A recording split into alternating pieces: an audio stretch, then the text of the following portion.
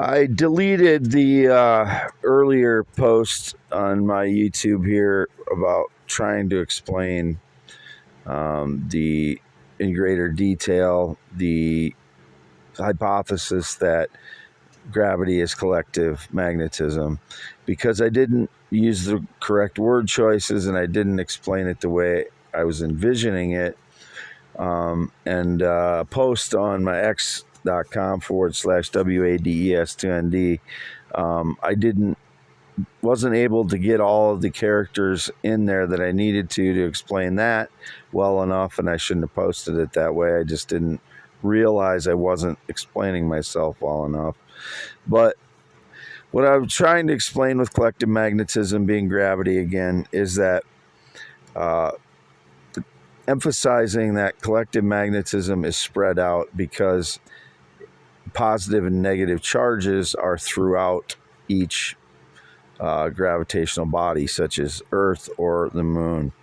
And the moon does not have a magnetic field, the Earth does, yet there is still gravity on both of them. That's what I'm saying with the collective magnetism. I'm not saying the magnetic field that it's being attracted to. I'm saying that it is being attracted to the individual charges, protons and electrons, the collective effect of all of those charges throughout the body of a moon or an Earth, not the magnetic field itself. I'm talking about the positive and negative charges of protons, electrons, the collective effect of those on each, acting on each object, the moon acting on the Earth acting on the moon. And since one doesn't have a magnetic field and the other does, yet they still have the same, you have the ability to calculate gravity on both of them the same.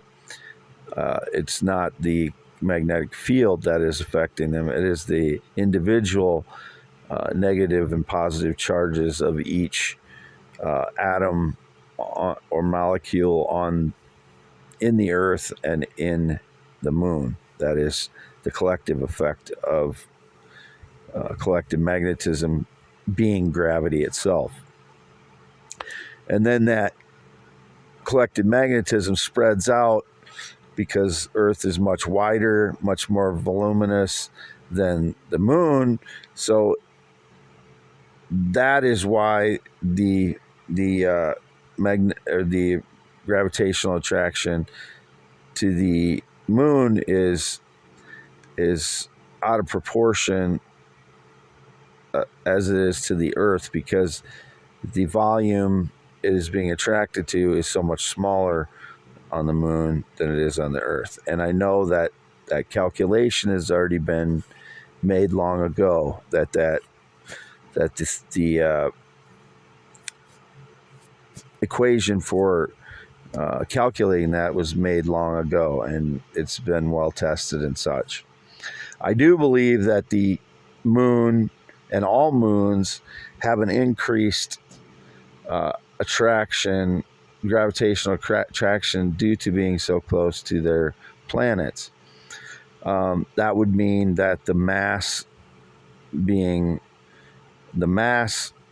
of those moons would be not calculated correctly at the current time. That would be a separate part of my theory. That, again, that's just that's a separate part of my theory that is not essential to the theory. So I can drop that if I discover on my own that that's not possible. But that would mean the other moons and all the other planets, the calculation for gravity would be increased because of its proximity to the planet. Each moon would have an increased gravitational attraction, which means the calculation for the masses of those moons would not be currently correct to what they are. But I'm not trying to necessarily overthrow that stuff. I'm just saying that that's a possibility within collective magnetism, that those moons would have a greater gravitational or collective magnetism attraction, and therefore their masses would not be currently calculated correctly. So there's that. And the line, as I said, that you draw through the moon to the earth to the sun and then to the center of the galaxy, the galaxy spiral arms and the body of the galaxy are acting as one entity for gravitational attraction, and the center of the galaxy, the black hole, is a separate entity. So you have essentially two entities pulling on each other there with the gravitational or the collective magnetism spread out through the spiral arms of the galaxy, through all the stars that are connected to each other through their gravitational attraction to one another, collective magnetism connection to one another. And that line that I said that goes through the moon, the earth, the sun, our sun, and then to the center of the galaxy would spread out. If you looked at that line from the top, it'd be a solid line through them. And then at the top, if you looked at it from the top, that line would spread out to the nearest stars and then dissipate as it got further and further out. That's how I'm trying to help people envision, and help myself to continue to, show people how to visualize that my collective magnetism. Keeps stumbling much more than I would normally due to the lingering effects of the Havana syndrome.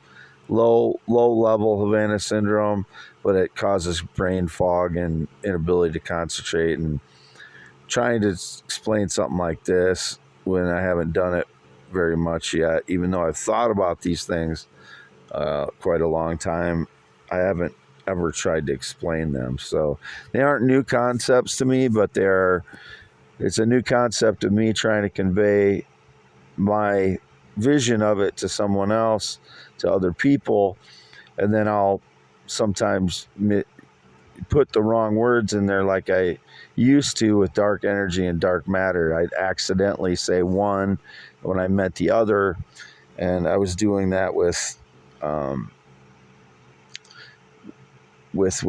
how I explained the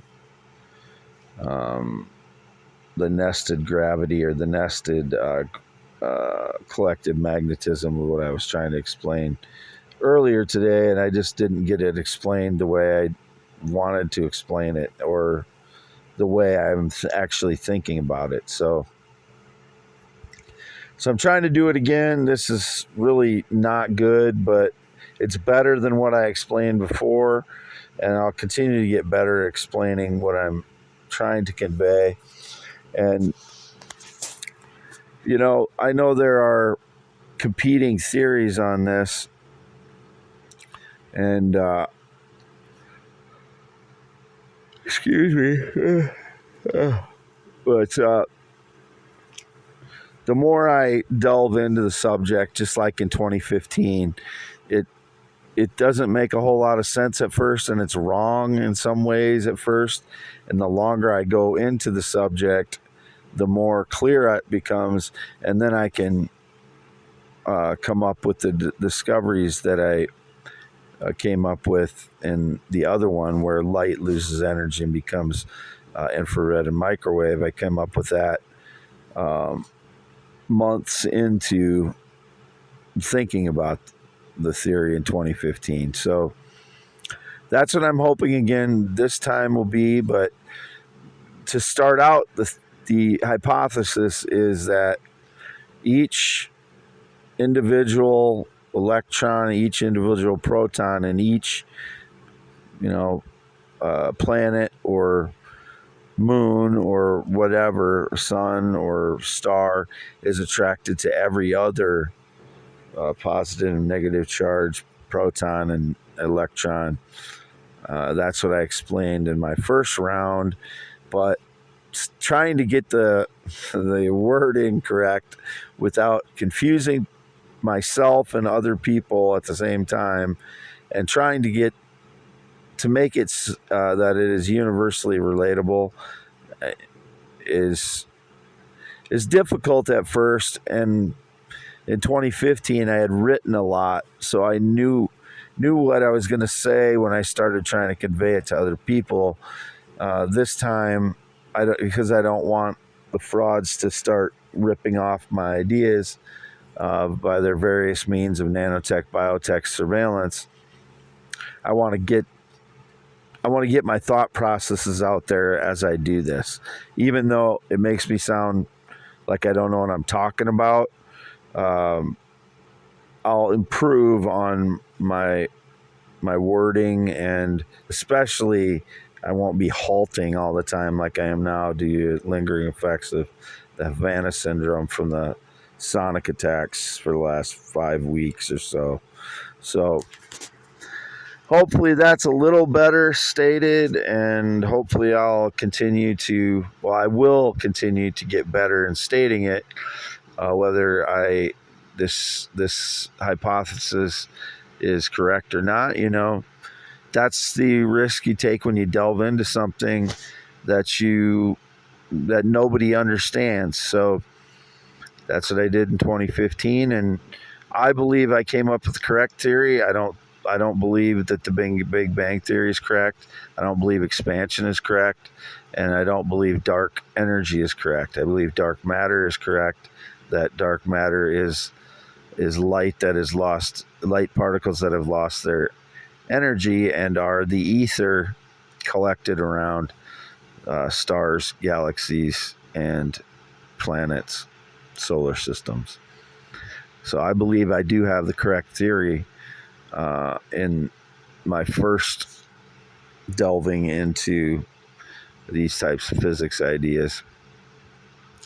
But you're going to take a risk, and Einstein took risks and was wrong a lot of times, and same thing with other physicists. It's that Einstein was correct on some big things, and that's why he ended up, everybody knows who he is now.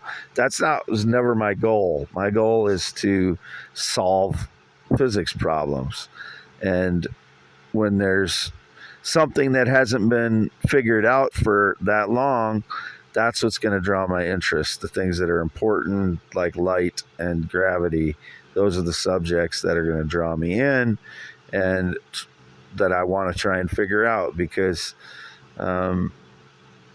that's just how I think. I guess I like to think about the things that are most common, the practical. I'm a very practical person, so I'm drawn to the practical physics problems, gravity, what is causing gravity, what caused, the light, what was causing the redshift, because I never believed the Big Bang Theory, really. I listened to it, and I was open-minded to it, but I never believed the Big Bang Theory. I never thought it didn't have the ring of truth to me. And the longer it's gone on, the only verifiable quote proof that they have is these gravitational waves, which are so minute. I'm not convinced that these systems they've devised to detect them aren't just detecting earthquakes or something, or some kind of other phenomena other than gravitational waves. But maybe I'll be convinced at some point, but I don't think I'll ever be convinced of the Big Bang Theory. I just don't, with the proof that there's so many things that go against the Big Bang Theory, and that's not typically a successful physics theory. If you got so many things that are disagreeing with it already, and you have to go billions and billions of years back to the beginning of it, there's too much going against it for it to be a truthful theory, as far as I'm concerned. But everybody has their own opinions on things, and I will continue on my quest to figure this one out. My hypothesis that gravity is collective magnetism. Signing off April 15th, 2024. Wade Allen Heineman. It is, let's see if I can get the time. It's about midnight. I can't pull it for whatever reason. It's not allowing me to pull a time on my phone right now. It's around midnight, so it'll be midnight of April 15th to April 16th. Wade Allen Heineman, youtube.com /@IAM, WADEHEINEMAN, x.com /WADES2ND, youtube.com /@WadeYes, and x.com /WadeYes. I do not have Facebook the last 3 years. This is my only social media ones that I just mentioned.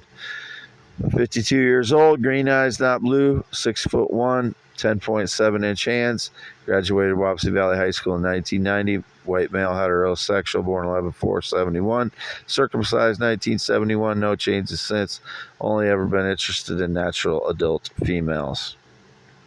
Would never be with a male. Transgender child, and I've had no sexual contact in 6+ years due to all the staged lies about me. And still half-mile north of Fairbank, Iowa, in the mobile home. April 15th, going into April 16th, 2024.